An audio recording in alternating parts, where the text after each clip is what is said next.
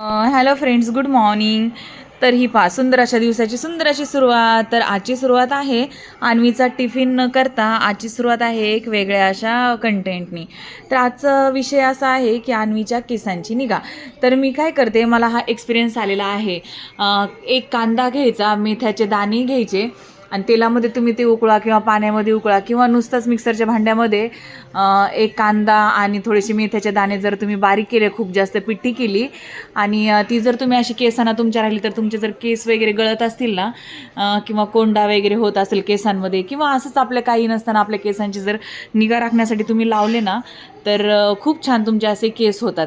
हे पहा, मी आता अन्वीच्या केसांना आज हे अप्लाय करत आहे. मॉर्निंगला तिला आंघोळ करण्याच्या आधीच मी केसांना अप्लाय करते.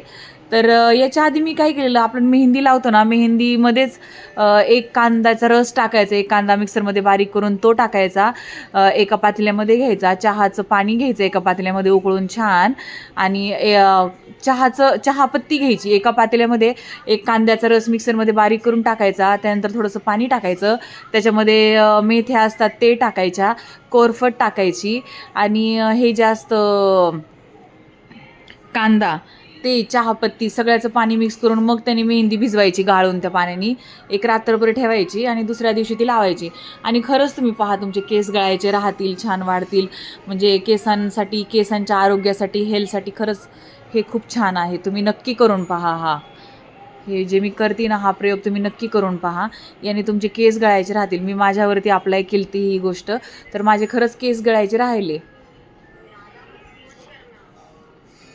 आता मी अन्वीवरती अप्लाय करते. ही अन्वी कशी छोटी आहे, त्याच्यामुळे ती म्हणते की हे नको ते नको. मग मी लगेच धुवून टाकणार आहे. अन्वीसाठी मी शिकेकाई पावडरही आणलेली आहे. एक शिकेकाई पावडर आहे जी मी पुण्यातून आणलेली आहे. पुण्यात आयुर्वेदिक मेडिकल असतात ना, त्याच्यामध्ये मिळती शिकेकाई, रीटा वगैरे, नागरमोथा ते मिक्स असतं, ते लावायचं. त्यानेही केस खूप छान होतात त्या शिकेकाईने.